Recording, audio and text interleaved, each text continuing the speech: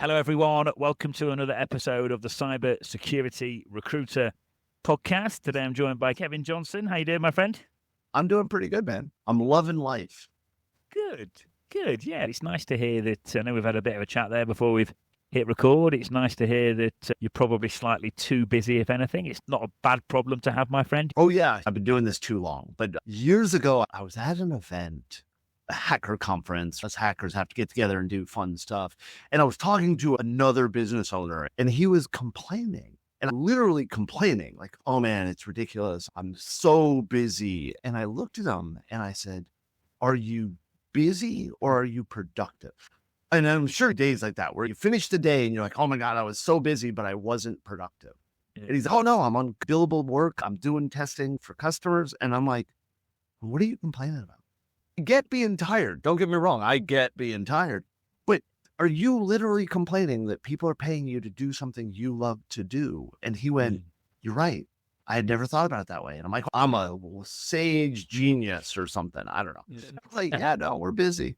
We're good. Busy is better than not busy.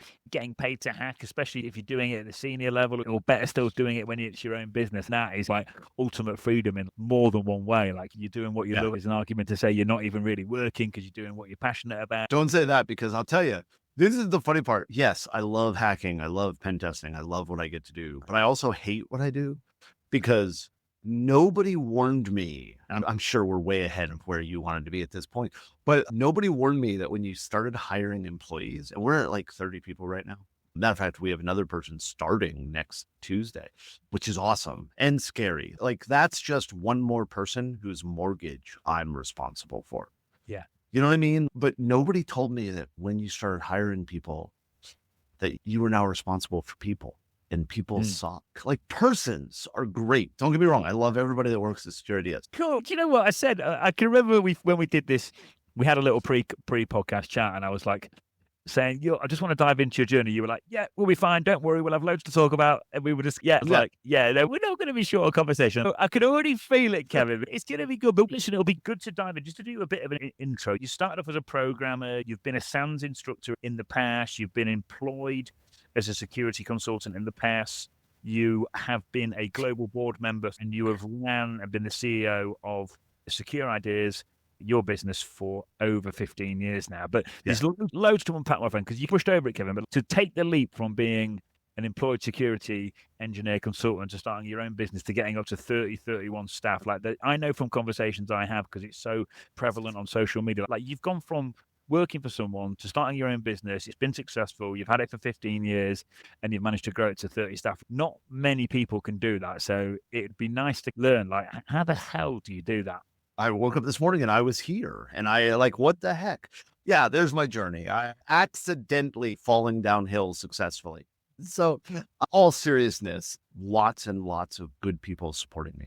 Plain and simple. You have to have a support staff, both coworkers, employees, peers, mentors, family, whatever. You have to have support. I know too many people who have failed at doing what they want to do because they did not build that support structure. And I say build, but really it grows organically, right? Like you meet people. Networking is so important, and I suck at it. I joke and I say I hate people. I am an introvert. And I know it doesn't seem like it, but I am the shyest person you will ever meet. The anxiety about talking to other people is just, but I got involved with IT very young. I graduated high school, got a job writing code. We're talking 1991. I loved what I was doing, and I like picking at stuff. I like figuring out things, and technology for me is fascinating. And so I just did stuff. I have found out from conversations that I read faster than I probably should. And I like to read. So I consume lots and lots of information. Because I do it fast, I can read very rapidly. I can consume more. And I want to be clear. Every successful entrepreneur I know consumes knowledge somehow rapidly. That doesn't mean they learn fast. Doesn't mean I learn fast. It doesn't mean we're smarter than the average bear, right? We're not Yogi. The biggest hurdle is being able to grasp at some level large amounts of data rapidly. And so one of the things I promote is figure out how you consume data the best way and do that. If you're one of those people, I know people, I've got Jason, my business partner, he listens to audiobooks. That's how he does it. Other people I know, there was this app called Blinkist where it would give you a summary of something, 15 minutes. Some people that work, like the Cliff Notes I don't even know if Cliff Notes is still around. We're probably going to get a trademark thing. I mentioned them, but like that kind of stuff. And so I just kept doing jobs, right? Like I would get a job doing development. Then I would get a job running a network. Then I'd get a job being a system admin. I worked with various recruiters. But come on, as a recruiter, my understanding is you're a recruiter, right? So that means I just called you a pimp. Right. You sell people and you take a cut of what they make. That is I watched Pretty Woman. I worked with different people, got different jobs. And then I decided I wanted to get into cybersecurity, and I'm a list person, right?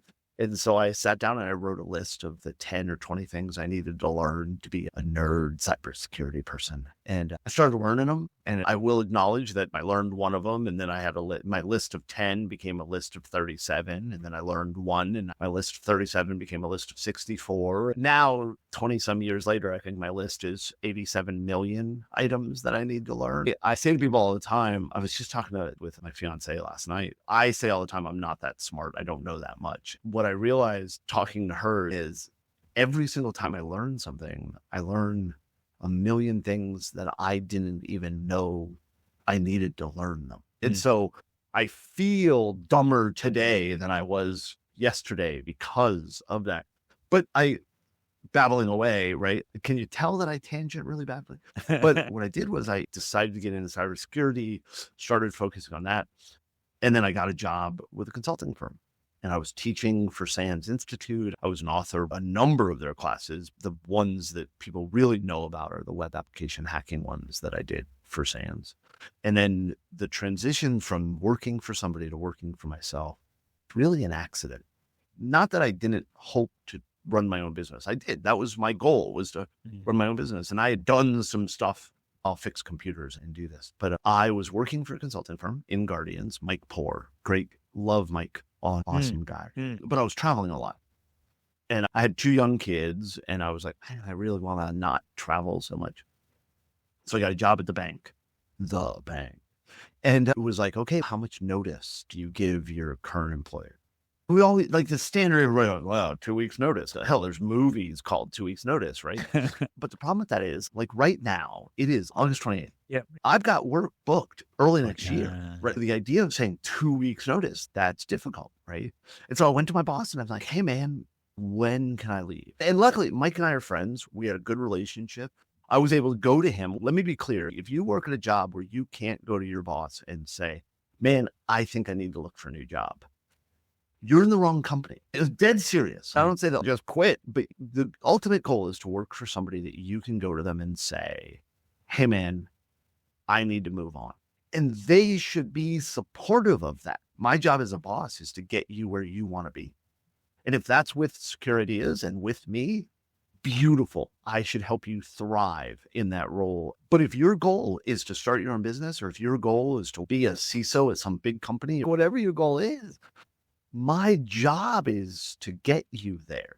I shouldn't be holding you back. Mike embodied that. Mike said, this is what we can do. He said, can you do stuff on the side? When you join the bank, can you work on the side? I'm like, damn, I don't know.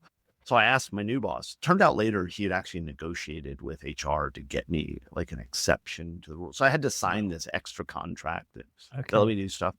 And so the day I started at the bank, that night, I started Secure Ideas. It was just, I'll do some stuff on the side. I'll help out as they're working on stuff. And then 2.5 months later, I quit the bank. And I think I have a long bank career, 2.5 months.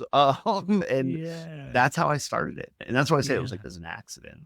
Yeah. We were running it, had a guy that was helping me. The two of us were doing it together. My ex-wife, he decided consulting wasn't for him. So he went his way and I continued on this path.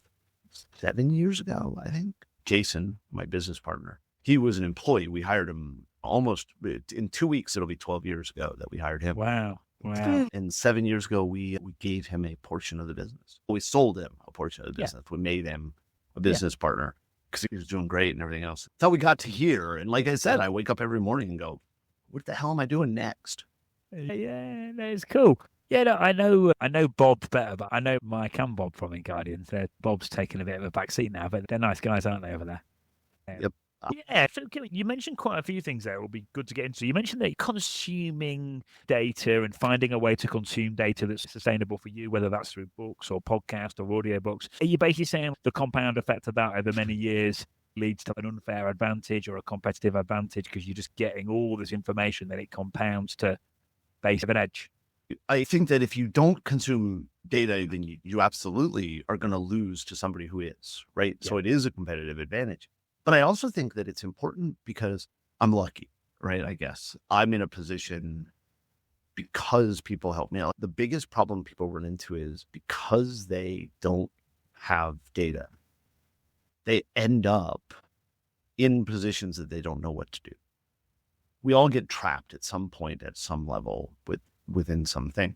And information is king. If you don't have data, if you don't know things, how do you fix it? How do you solve problems? How do you get out of that trap, whatever that trap is that you're in? And yes, it's a competitive advantage, but damn it, it's also a way to live your life. Be not ignorant, right? And ignorance is not an insult. If you are ignorant, we're all ignorant about something. Most of us are ignorant about lots of things. Look at Facebook. Not to get political, but I believe that ignorance has driven a major part of what we're doing today, right? So is stupidity. And stupidity, by the way, the difference between ignorance and stupidity in my mind is that ignorance is I don't know something. Stupidity is I don't know something that I had the opportunity to know. There's the difference. And that's why stupidity is an insult, because you had the chance to know this. You had the ability to know this. And you not actively chose not to learn it. You're stupid. Ignorance is, I don't know something. I asked a question, I don't know it, and now I'm trying. That's good. Yeah. So yes, simple answer, yes. Being able to consume knowledge is a competitive advantage. Keep in mind that you can't just consume it. You have to be able to use it. Yeah, and do you know what? I quite like the way it's true, because I think sometimes, like, we're living in the age of the internet where everything is just so readily available, almost to the point where everyone's just started taking it for granted. It's information. But you're right. If people aren't taking it on board, they are stupid because it's there for the taking. You know, stuff was preserved for the rich and privileged. If you go back a couple of 100 years, education, you had to be extremely upper class to access it.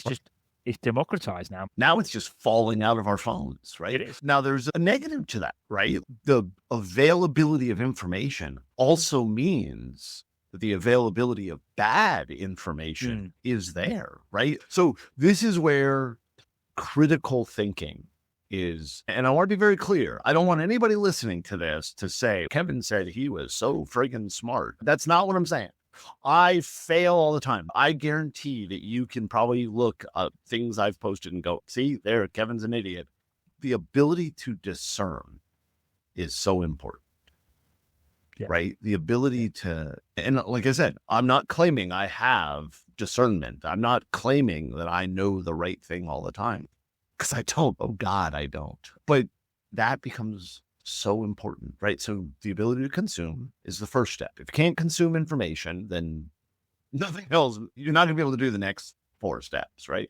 So the first thing is being able to consume the information rapidly, gather it in some way that you can use it.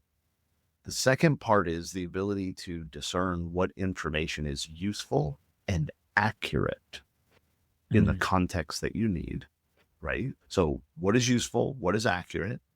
And then the third is the ability to then act on that discerned data. Good example, right?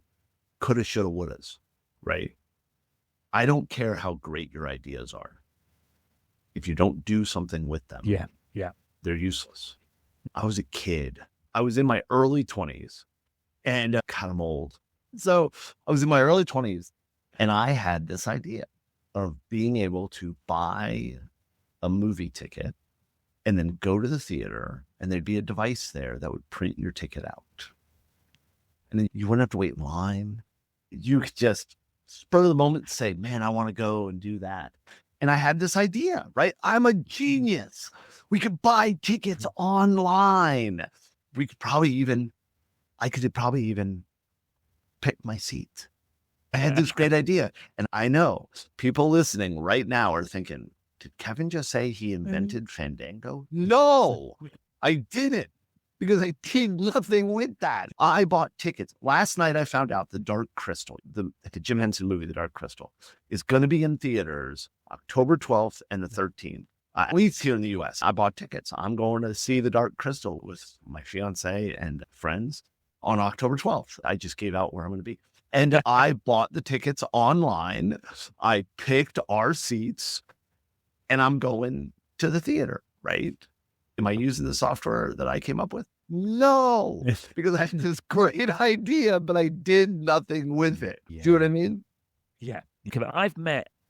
I'm thinking now of different people I know in my social circle, and I know some people that bribe, but they've done really well because they are just complete and utter doers, and they're like a bulldozer. They just go till it works. And on the flip side, I've got some hyper intelligent people that I know that have just not as far along as they should be because they just don't get out there and do it. And and it's probably like a bit of a balance somewhere, but I'd rather be on the doing side because I think in the end does win. Let's be clear. Doing does always win. That sounds dumb to say. Doing does always, whatever. Like English is the only language I know and I suck at it. Miss Fox from Carver Middle is probably rolling horrified. She failed to teach me English as well as she should have. And that's my fault, not her fault. She was awesome. But doing is the problem. And I say to people, I think this is one of the best parts about AI, machine learning, vibe coding, whatever you want to call it, right? Is the ability to do has become so easy at some level of easy. And please keep in mind, like it's still an effort. You still have to take a risk, do this thing. But the ability to go from, oh man, I have an idea, to, hey, everybody, look at this cool thing I did, is easier today than it's ever been. It's still hard. It's still effort. You got to go, and I'm not trying to demean what people are building today, but I know that back, even 20 years ago, and I just want to acknowledge that in my mind, 1985 is 20 years ago, but so is 2005. And I understand it doesn't work that way. But even 10, 20 years ago, right? To build something, you had to know how to code. You had to know how to build systems. You had to, at some level, you still do to be successful completely. But the ability to come out with what we would refer to as minimally viable product, right? MVP, is not as hard as it was 10, 20 years ago. No.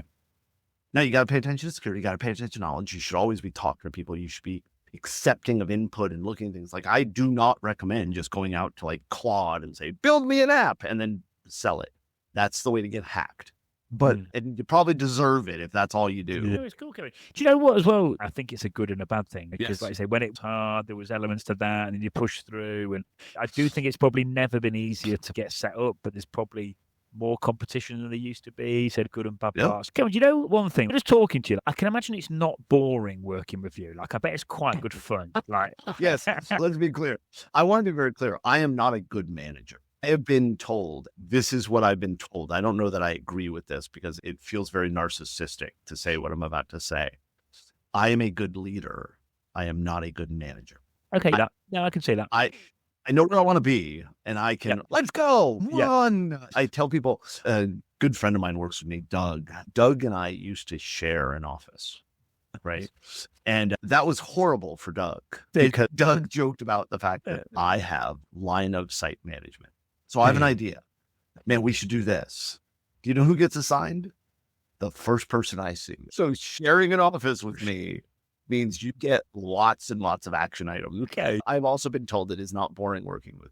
We're going to do some fun stuff. We're going to do some hard stuff, but it's going to be doing. Yeah. You know what it's like with business. There's some great times, but there's also plenty of downs. I can imagine when things are going bad, I bet you just can't help yourself. I bet you're still cracking jokes, aren't you? Am I right? I probably am more inappropriate when I make jokes, right? A good example, my favorite joke. I'm going to share my favorite joke. Do you know why Walmart wasn't hacked? I don't. They're not a target. And yes, I make jokes all the time. I am not saying that I'm the easiest person to work with because I am not. I get irritated. I get angry. I get upset. I am more emotional than I probably should be when I do stuff, right? I try to acknowledge my own failures. I have a lot of them. And Doug has a list. But yeah, we have a good time. We try stuff, right?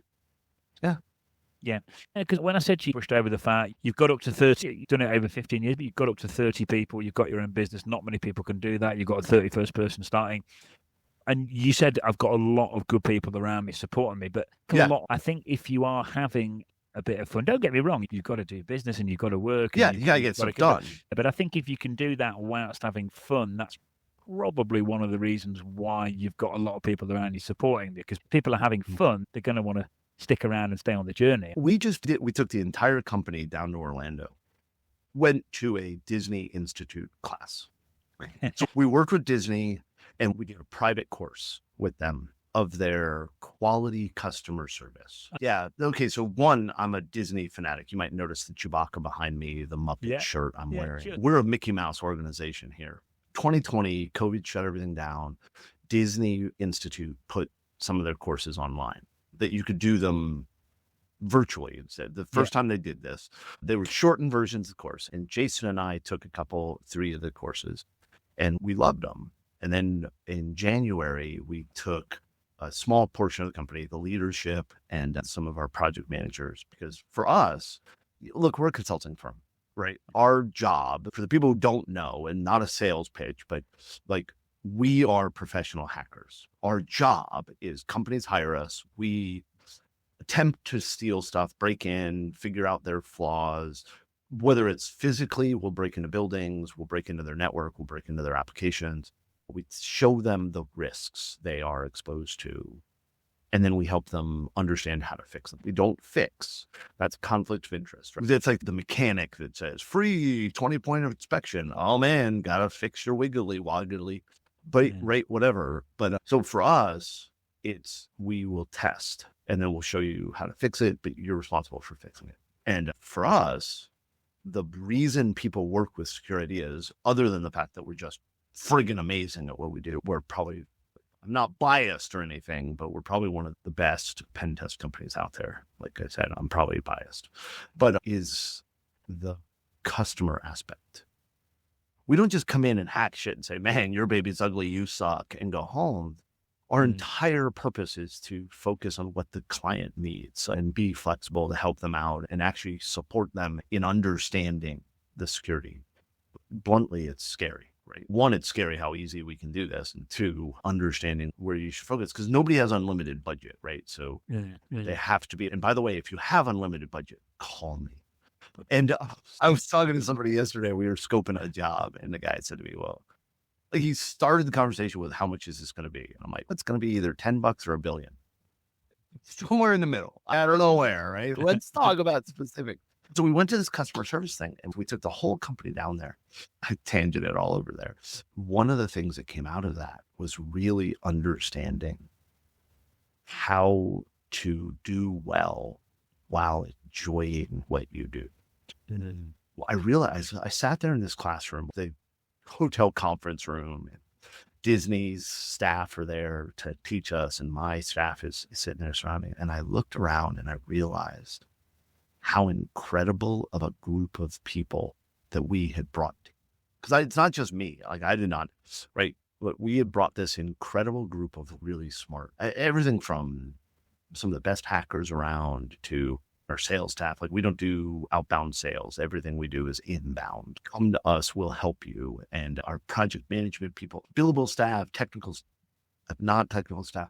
It's just a good group of people that want to build cool stuff.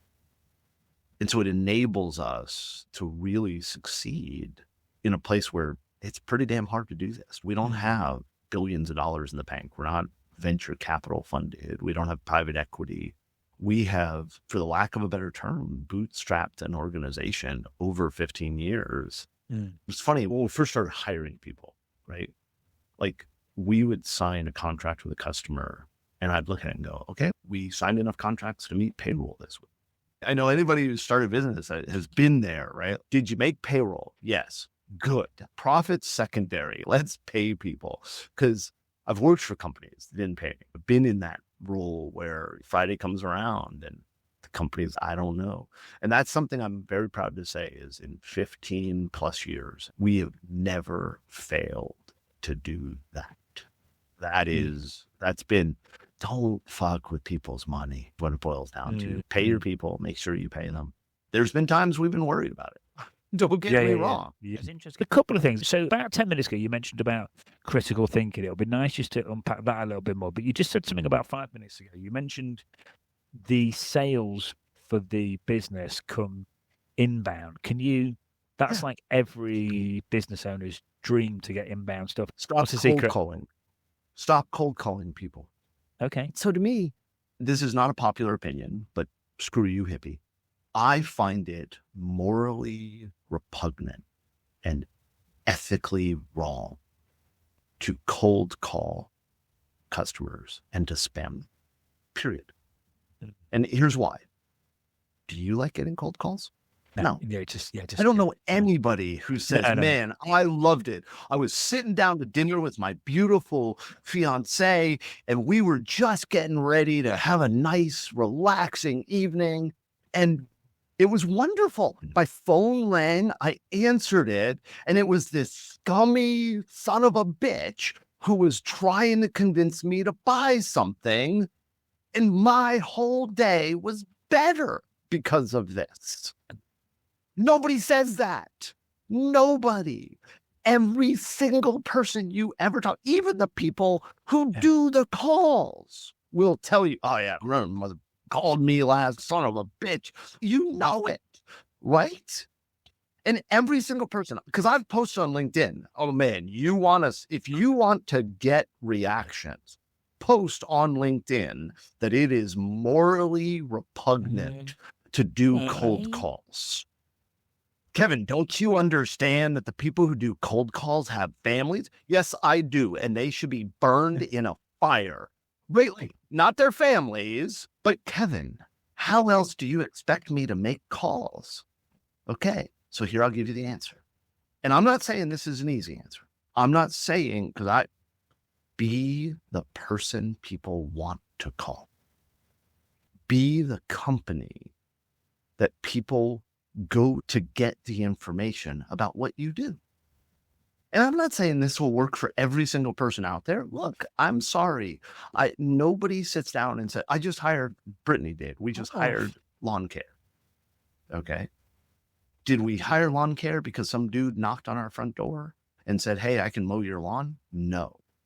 We hired a lawn service because they were mowing the neighbor's yard and the neighbor loved them. We are the company. We promote how to do pen testing. We teach people how to do it. So people come to us as experts and they hire us, right? I get on, I'm doing it multiple times for the rest of the year. I'm flying around the country and I'm getting on stage and I'm talking about, and I'm not doing sales pitches. I'm not telling people, hey, hire security is because we're awesome. I'm standing up and saying, if you want to do what we do, here is how you do it. And I'm teaching them. And then they come back and they say, hey, you know what? You taught me how to do this. I had an hour call with somebody and I taught them how to use the tools that and obviously I'm not saying, well, in an hour, I made them an expert. I taught them some tips and techniques to do what I do so that they didn't need to hire somebody. And I've already gotten an email back that said, hey, by the way, could we scope having you guys come out? Yeah. Yes. Of course I can. That's how to do it. Cool. And it takes effort and it's hard work. And by the way, if your answer to me is, but Kevin, that is so hard, I can't do it, then go work for somebody else because you're going to suck. Like, period. If you think that's hard work and it's not worth doing, stop.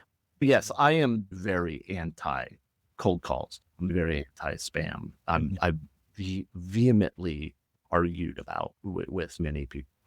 I'm not saying this works for everybody, but I am saying that if you are doing something in your company that if somebody did it to you, you would be upset, then you're unethical. Cool, Kevin.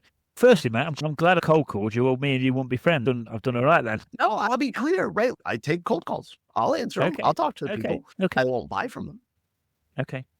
I had a company call me and they were telling me what a great system they had to find legitimate leads.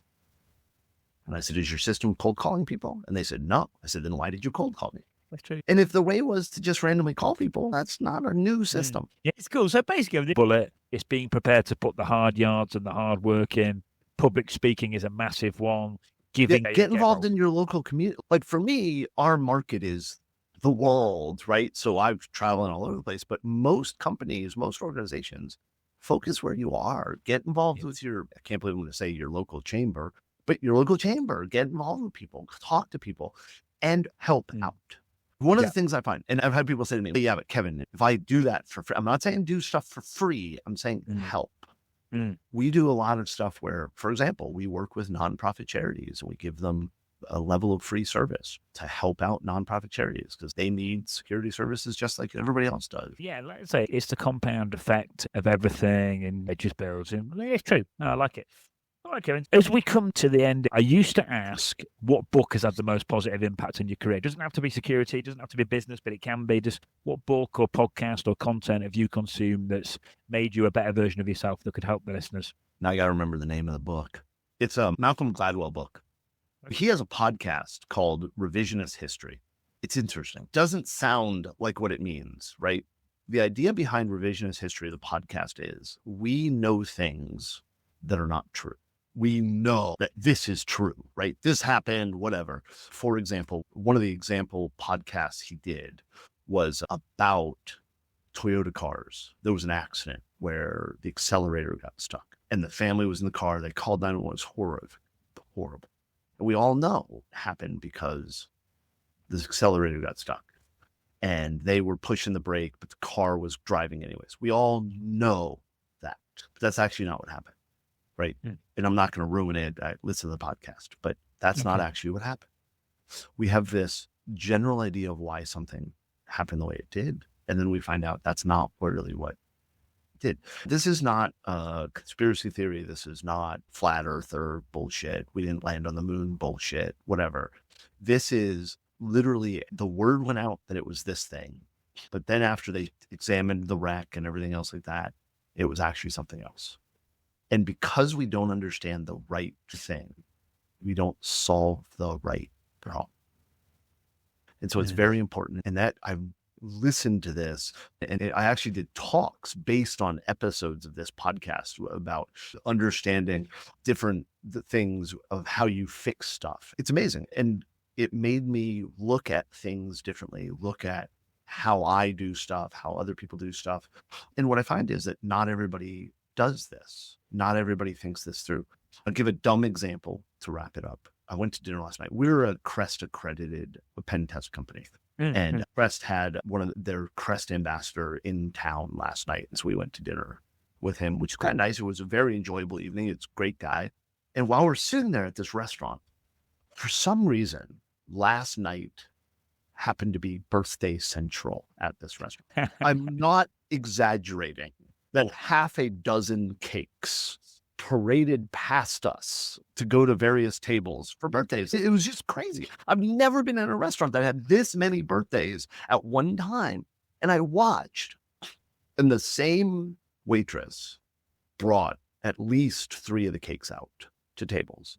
And I happened to notice on this one table what she did, and it caught my eye. And then I watched her do it 2 more times. Okay. So you have a cake, it's a round cake, and there's a number of candles around the cake, and you have to light them. Okay.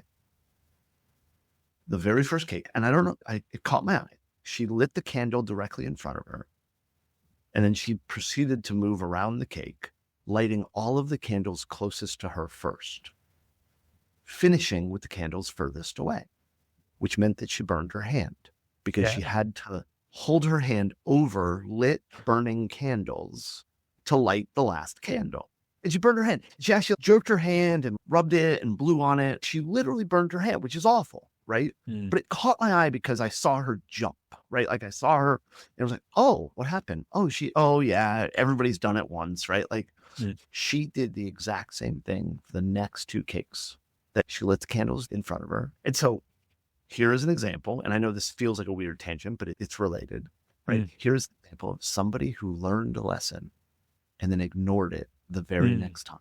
So obviously she learned the wrong lesson, because as you watched her do this, like she held her hand weird positions trying to light the second cake, and then she burned her hand. Then she went to light the third cake, and she moved things around a little bit and burned her hand because she learned the wrong lesson. And I don't know what lesson she learned, but the lesson that she didn't learn was light the candle furthest away from you and move towards yourself. And I will guarantee this waitress came to our table, talked to us. She seemed like a very smart woman. This is not me saying, look at this stupid waitress. I'm just saying, learn the right lesson. And the Revisionist History podcast has that over and over again. Cool. Thank you, Matt. Listen, I know we're almost at time, and I know listen, it's been good actually that we didn't need to plan it, didn't it? It doesn't matter. Just flow. Yeah, I had a good time, man. I really appreciate it. I'd love to do this again if you want. Yeah, definitely. I've really enjoyed it. Honestly, Kevin, it's been a really nice chat, mate. And it's been cool.